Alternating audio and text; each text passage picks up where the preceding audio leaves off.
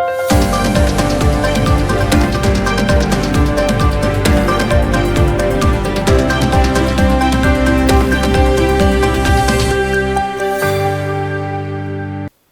मी Priyanka. Shankhnath news चॅनलच्या मराठी बातमीपत्रात आपलं स्वागत करते. पाहुयात आजच्या काही मुख्य बातम्या.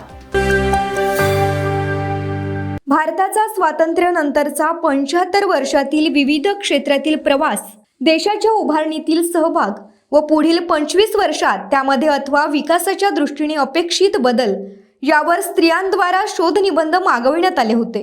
ते शोधनिबंध पुस्तक रूपाने दिनांक 4/2/2024 ला प्रकाशित करण्यात आले. त्यानिमित्त स्त्रियांसाठी कार्यशाळेचे आयोजन करण्यात आले होते. या कार्यशाळेत पेपर वाचन करून त्यांच्याद्वारा बदलासाठी उपाययोजना सांगण्यात आल्या. आपल्याला नेहमीच देशात अनेक ठिकाणी बदल अपेक्षित असतात.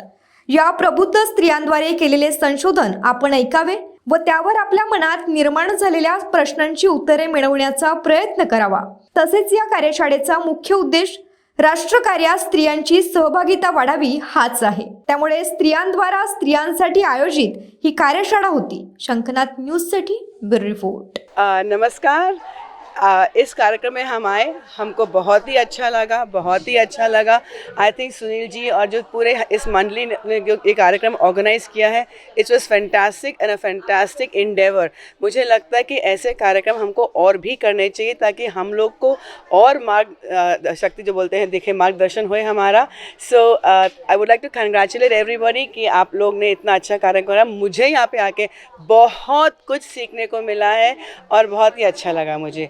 एंड मुझे लगता है बच्चों को भी और आना चाहिए. अगली बारी हमारे जो युवा पीढ़ी है ना, उनको भी ज़्यादा लाना चाहिए ताकि हमारा देश जो हम अब चाह रहे हैं कि हमारी संस्कृति को हम अलाइव रखें, उसको हम जागृत करें, वो हमको करना चाहिए हमारे युवा पीढ़ी के साथ. तो अगली बारी सुनील जी, उनको भी हम बुलाएंगे. धन्यवाद.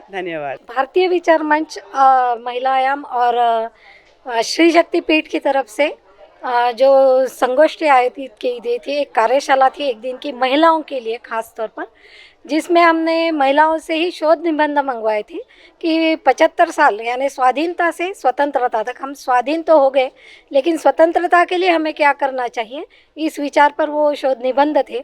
तो 75 साल में हर क्षेत्र में हमने क्या क्या किया, यानी सिर्फ महिलाओं का योगदान ये विषय नहीं था, तो हर क्षेत्र में भारत ने क्या उन्नति की या क्या कमियां रही, उसके लिए हमें आगे क्या करना चाहिए, महिलाओं द्वारा सोचा गया. तो उसमें हमें बहुत अच्छे शोध निबंध और विचार मिले हैं, जिसमें हम उल्लेख कर सकते हैं कि मैकेनिकल इंजीनियरिंग में महिला है और विशेष तौर पे चेंज द माइंड, यानी हम तो माइंड सेट हमारा कैसे चेंज होता गया 75 साल में और हम उसको कैसे स्वीकारते गए. जैसे स्लो पॉइजनिंग हम उसको बोल सकते हैं. स्लो पॉइजनिंग हमें विचारों का होते गया और हम उसको स्वीकारते गए. तो वो स्लो पॉइजनिंग हमें किस तरह से दूर करना होगा और कुछ वो सेटअप जो हमारा माइंड का हो गया है वो उसको हमको कैसे चेंज करना चाहिए, ये विचार भी हमें जया मोड़कर का जो शोध निबंध था उसमें से मिला है. उसके बाद हमें महिलाओं का योगदान के लिए तो सबने बोला ही है, फार्मेसी के लिए बोला है और एक उसमें था एकात्म मानव दर्शन, जो है कि हम अगर एक आत्मा मानते हैं तो जो तुम में है वो हम में है, तो हमको एक दूसरे की सहकार्यता से रहना होगा. हम अगर एक राष्ट्र में रहते, एक देश में रहते, एक जगह में रहते, चाहे वो शहर हो, तो हम एक दूसरे को मिलकर एक दूसरे को सहयोग करके ही हमको रहना चाहिए.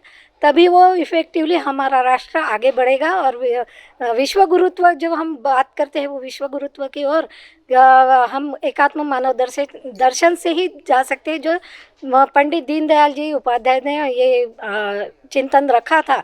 भारत के स्वतंत्रता के बाद सबसे पहले 4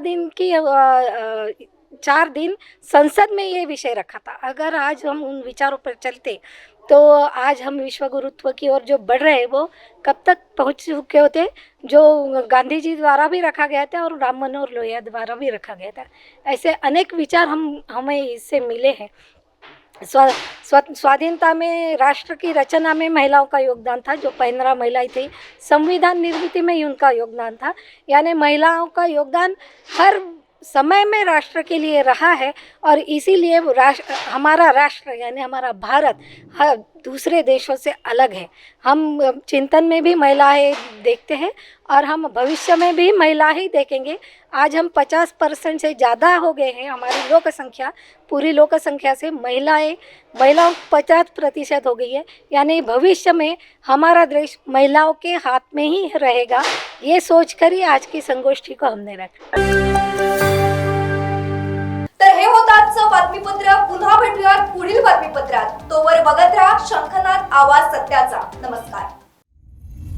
सर्व प्रकारच्या पाळीव प्राण्यांसाठी अत्यंत गुणकारी इनोटॉक्स पौष्टिक आहार. नैसर्गिक वापरा, केमिकल टाळा. इनोटॉक्ससह रोगराईस आळा घाला.